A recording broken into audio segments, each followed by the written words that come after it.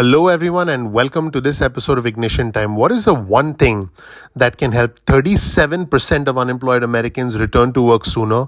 I'm talking almost 4 out of 10 unemployed Americans being able to get back to work, get back to life as they knew it prior to the pandemic. The one thing that can help 37% of unemployed Americans return to work sooner, folks, it is paid family leave. Here's the headline of an article on your screen from CNBC. Paid family leave could help 37% of unemployed Americans to return to work sooner. Many parents and caregivers have actually had to make the very difficult choice of having to quit work in order to be able to take care of their young kids. And remember, when you do this, you quit work, there is no income coming in, and that creates new challenges and that creates dependencies. That creates essentially the need to be able to get unemployment benefits and be dependent on them. A new survey shows that paid family leave could help many unemployed Americans return to work sooner. In fact, Democrats are expected to push for paid family leave in the upcoming reconciliation package. So, what exactly is going on, folks? A new survey from the Bipartisan Policy Center and Morning Consult. And by the way, we'll show you that survey on your screen right now, the value of paid family leave. We'll provide you with the link, by the way, to all of these resources in the description section. But this is important. This new survey shows that having paid family leave policies in place could help many Americans who have been sidelined from the workforce during the pandemic and help them to get back to work. In fact, here's a direct quote, and in fact, here's a direct image from the Bipartisan Policy Center. The need for paid family leave. Today, 79% of workers don't have access to a defined paid parental or family caregiving leave benefit, and 60% do not have access to medical leave. Many workers face difficult choices as they seek to balance work, family and health. During the pandemic, many opted to leave work altogether. Now that the economic recovery is well underway, paid family leave could play a critical role in helping adults re-enter the workforce or increase their work hours. This is important, and you'll see this image on your screen. This is again from the Bipartisan Policy Center. Over 1/3, that's 4 out of every 10, almost 4 out of every 10 unemployed adults say that they would be more likely to return to work sooner if their employer offered paid family leave. And 45%, this includes almost half of unemployed caregivers. Now, this is important. 58% of those who reduced their work hours during the pandemic, over half say that they would be more likely to increase their hours if their employer offered paid family leave. This includes 78% of all parents, 69% of Hispanic adults, and 65% of Black adults. In fact, here's a quote from Adrian Schwer from the Bipartisan Policy Center. Americans want to work and they want to have healthy families. This survey yet again shows that access to paid family leave may be the missing ingredient that allows millions of Americans to have both. Now, by the way, this poll was conducted in the middle of August among a national sample of 2,200 adults. So this is a very interesting new data point, folks. Let me know what you think in the comment section below. But folks, in America, we are one of the few industrialized countries in the world without a national paid family leave policy. In fact, Democratic lawmakers are expected to address this when the $3.5 trillion budget reconciliation bill gets drafted by the 15th of September. Again, and this is important, 79% of workers do not have access to paid family leave. 60% do not have access to paid medical leave. And 37% of Americans say they would return to work sooner if their employer offered paid family leave.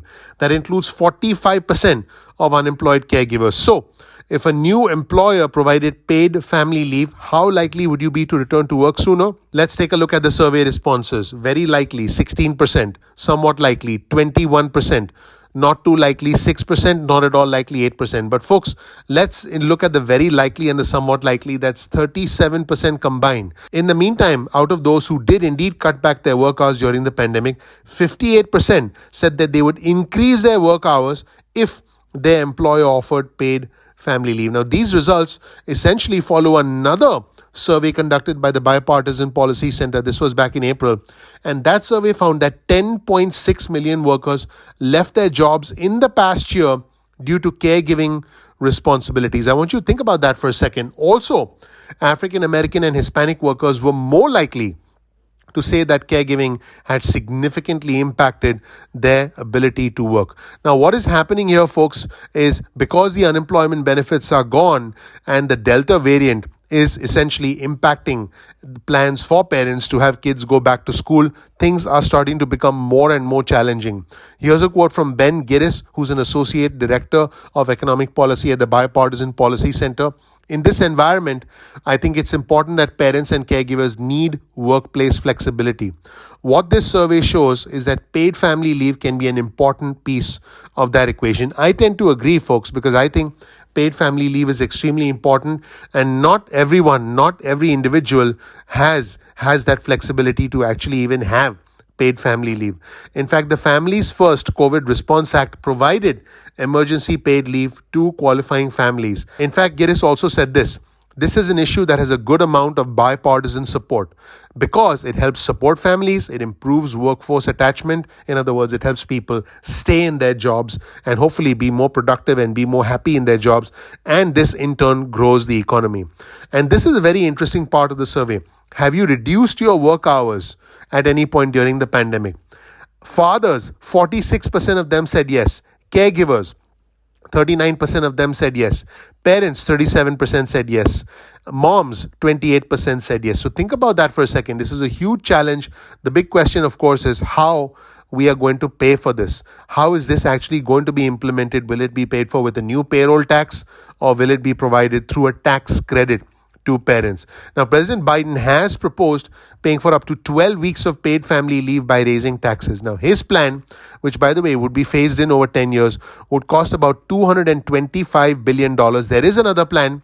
It's called the Family and Medical Insurance Leave Act, would phase coverage in more quickly and cost an estimated $500 billion. That's more than twice President Biden's plan. That would cost $500 billion over 10 years. Now, the Families First Act, which actually was supported by both Democrats and Republicans, provided a tax credit to small to mid-sized employers. But the Democrats want a much more permanent solution through the process of reconciliation, which will only require a simple majority in the Senate, meaning 50 senators, including the linchpin, the conservative Democrat from West Virginia, Joe Manchin, who I pointed out very early on in the Biden presidency as being a game changer.